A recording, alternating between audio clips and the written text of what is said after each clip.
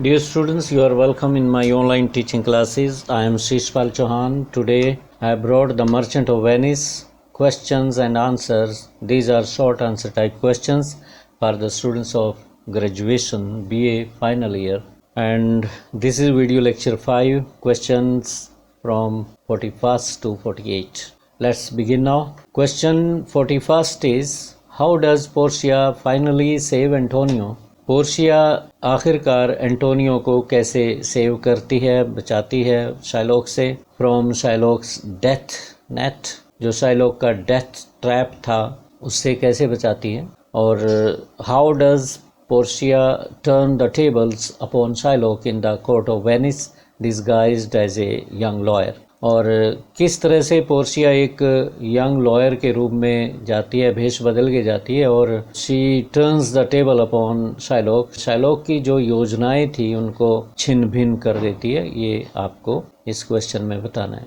Answer is, Portia handles Antonio's case very cleverly. Portia Antonio का case बहुत ही cleverly handle करती है, बहुत चालाकी के साथ हैंडल करती है, और she moves step by step in a logical way, और स्टेप बाय स्टेप वो लॉजिकल वे में मूव करती है, आगे बढ़ती है। She tells Shylock to cut 1 pound of flesh from Antonio's chest. She tells Shylock को कहती है कि ठीक है, आप एंटोनियो की चेस्ट से 1 pound ऑफ फ्लैश काट सकते हो जैसा कि कॉन्ट्रैक्ट में था, तो but she also warns him not to shed even a single drop of blood from Antonio's body. परंतु उसको वार्न करती है, चेतावनी देती है कि एंटोनियो के शरीर से एक भी कतरा खून का नहीं बहना चाहिए क्योंकि ये कॉन्ट्रैक्ट में नहीं है। She tells him that the contract allows him to take 1 pound of flesh.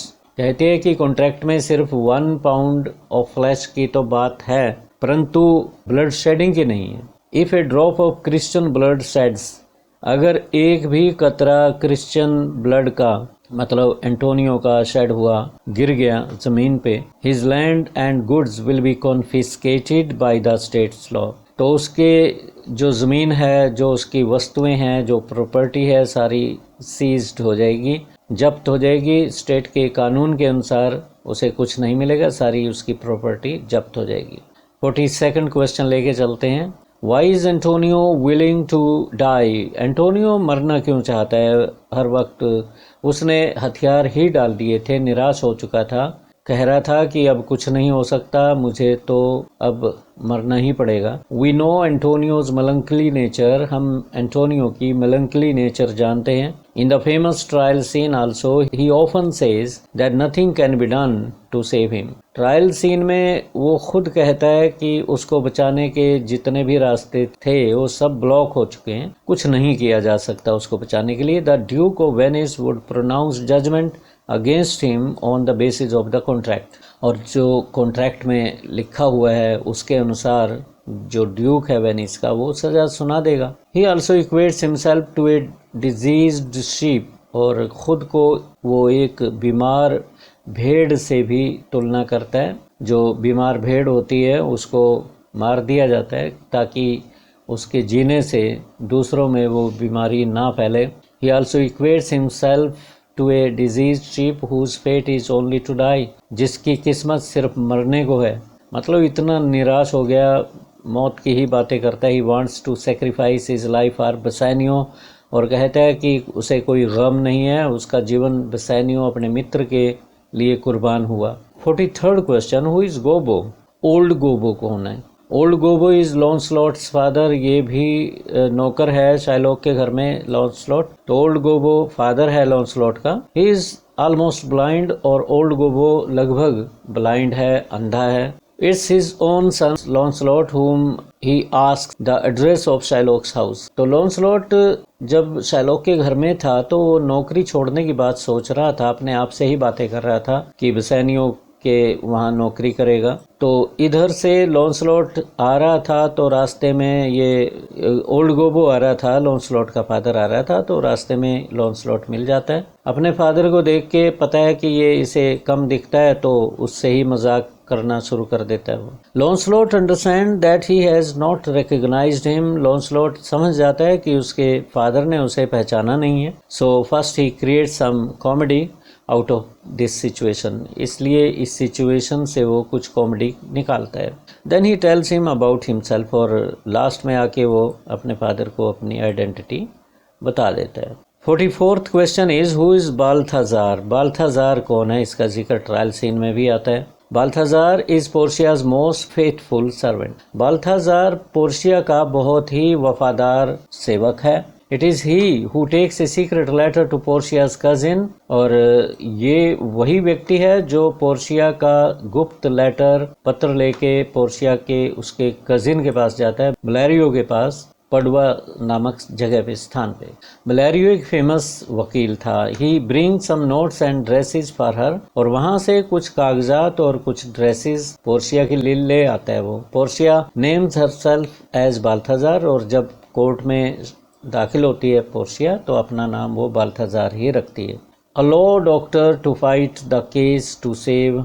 हाँ, बाल्थाजार लॉ डॉक्टर बन के गई ताकि था एंटोनियो का जो केस था, शाइलॉक ने अपील की थी ड्यूक के कोर्ट में, तो उसकी पैरवाई करने के लिए वो कोर्ट में जाती है। 45th question is who is Launcelot. Launcelot कौन है? Launcelot is a servant in Shylock's house. ये भी आप जानते हैं सर्वेंट है शाइलॉक के घर में।